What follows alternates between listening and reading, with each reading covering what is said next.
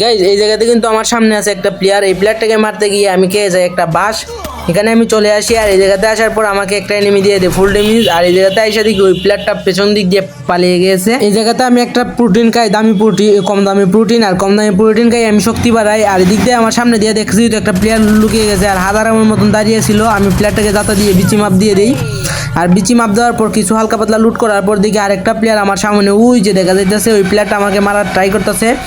এদিক দিয়ে আমি বারবার সময় কিন্তু মোটামুটি ভালোই ড্যামেজ দিয়েছে। আর এই জায়গাতে আমি ফাইট নেবো না, কারণ আমার কাছে আছে, আমার হেলথের অবস্থা খারাপ, একদমই খারাপ। এই জায়গাতে আমি একটা মেডি করে নেই।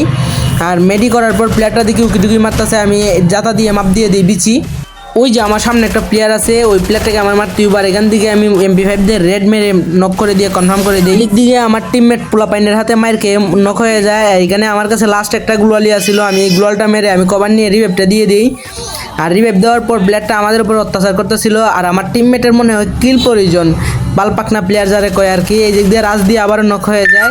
আর এইখানে আমি আমার প্লেয়ারটাকে রিভাইভ করে দিই।